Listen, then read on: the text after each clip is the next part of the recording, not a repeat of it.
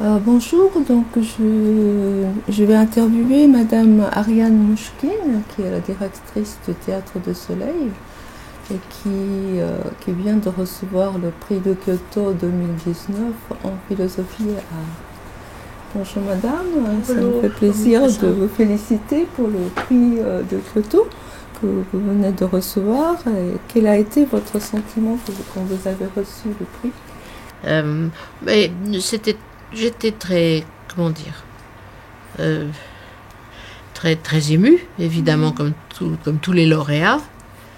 Mais ce qui était curieux, c'est que je l'ai déjà dit, je crois, j'étais émue aussi par tout le travail que cela représente, que cette cérémonie.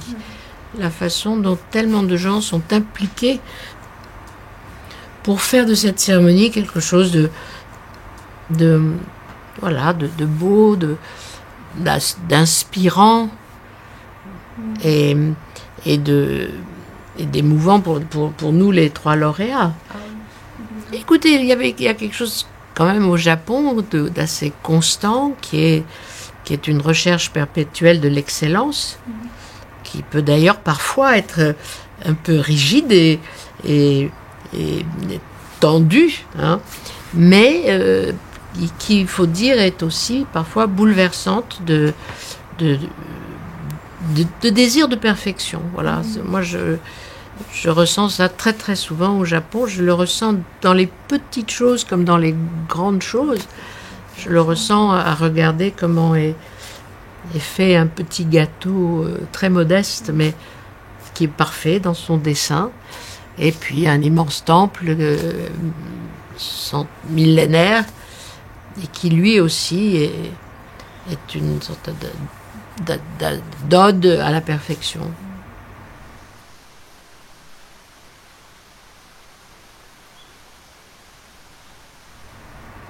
Et maintenant sur vous-même, quand est-ce que vous avez commencé à vous intéresser au théâtre?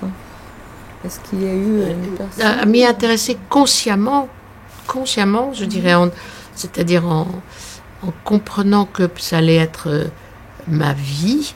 Je pense que je devais avoir 19 ans. J'ai eu cette chance, parce que tout le monde n'a pas cette chance de savoir tôt ce qu'on veut faire dans la vie. Et je me suis pas rendu compte à l'époque quelle chance j'avais d'avoir une vocation très claire et et vite. Et j'avais des amis qui me disaient « Oh, mais toi, tu as eu de la chance, tu as su très vite ce que tu voulais faire. » Moi, j'ai traîné, j'ai hésité. Bon, ils ont quand même trouvé.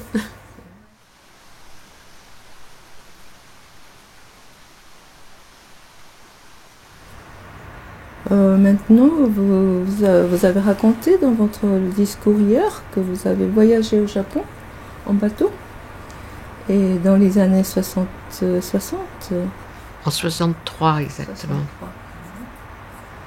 63. Est-ce que vous pourriez nous raconter une anecdote qui vous a marqué, une histoire qui vous a marqué tout particulièrement quand vous étiez au Japon, à Tokyo plus précisément? Et donc, ça a été un début difficile. En plus, je suis arrivée un 1er juin. Il a plu pendant 2 mois.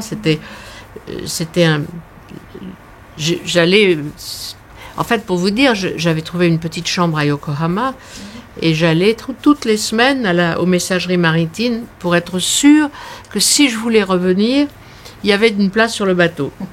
Parce que tous les matins, je me réveillais en disant « Ah non, je m'en vais, c'est trop dur, je m'en vais ». Heureusement, j'ai tenu le coup et puis petit à petit, cette solitude et cette inquiétude se sont transformées en une passion pour la culture japonaise, pour son théâtre, pour son cinéma. Je l'avais déjà. J'avais déjà un amour et une admiration pour le cinéma japonais, pour Mizoguchi en particulier. Et donc je dirais, chaque détail de l'architecture que je percevais, même sous la pluie, me rappelait des moments de ces films et des émotions. Au fond, oui, tiens, je me rends compte que peut-être ce qui m'a permis de tenir pendant ces 2 premiers mois de déluge et de solitude au Japon, au fond, c'est probablement Mizoguchi et ce film. Ah ouais.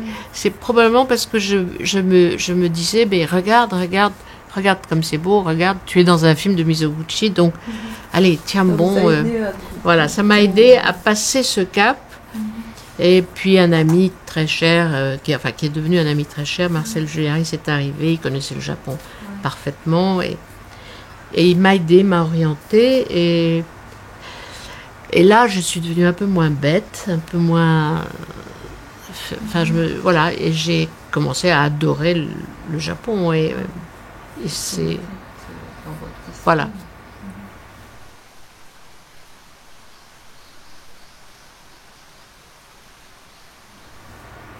Maintenant, sur le Théâtre du Soleil, qui a aujourd'hui 55 ans, et je voudrais savoir ce qui a changé et ce qui n'est pas changé. Ben, ce qui a changé, c'est vraiment la couleur de mes cheveux et de la couleur de certains cheveux de mes camarades.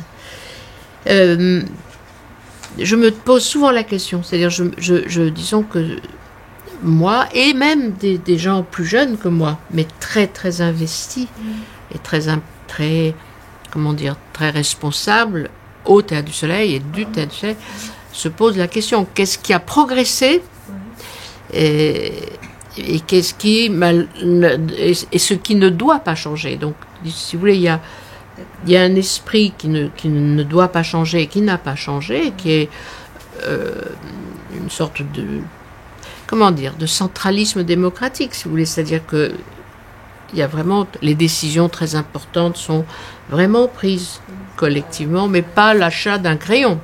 Non, il ne s'agit pas de paralyser le souffle et le dynamisme d'une entreprise, parce qu'après tout, on est aussi une entreprise, par une consultation permanente sur des détails qui n'ont pas lieu d'être, mais sur ce qui influe sur la vie de chacun, sur la vie de famille, ou sur la vie professionnelle, ou sur les finances de chacun. Alors ça, c'est vraiment considéré tout à fait collectivement. L'égalité de salaire, ça c'est toujours pareil. Et je répète, je crois que nous sommes artistiquement plus exigeants qu'à nos débuts. Peut-être tout simplement parce qu'à nos débuts, on voulait devenir le meilleur, le plus beau théâtre du monde, mais on n'avait pas la moindre idée comment on allait faire ça. Et c'est au fond, c'est comment dire, c'est en enlevant qu'on avance, hein, c'est en éliminant, voilà, c'est par élimination que petit à petit nous avons acquis de l'expérience, par des rencontres, comme je l'ai dit aussi hier, par des rencontres formidables avec des gens bienveillants, libres d'esprit et sages et forts, qui nous ont transmis des choses, qui nous ont, voilà, aidés, élevés, éduqués. J'espère qu'il y en a encore. J'espère que j'ai encore des rencontres à faire qui me feront grandir, qui m'éduqueront.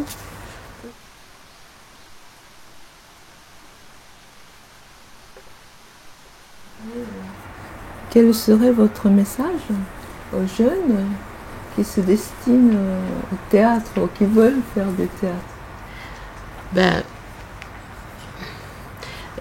Rilke posait la question à un jeune homme qui lui disait qu'il voulait devenir poète. Il lui disait, est-ce que cela vous est indispensable? Parce que si ça ne vous est pas indispensable, n'essayez pas d'être poète. J'aurais tendance à penser un petit peu la même chose pour le théâtre. C'est-à-dire, je pense que les jeunes qui veulent faire du théâtre, il faut qu'ils se demandent si c'est vraiment indispensable. Indispensable pour leur vie, pour leur bonheur, et donc pour le bonheur des gens qui vont les entourer. Donc ça, c'est une première chose. Si vous me permettez, je rajouterai une autre chose.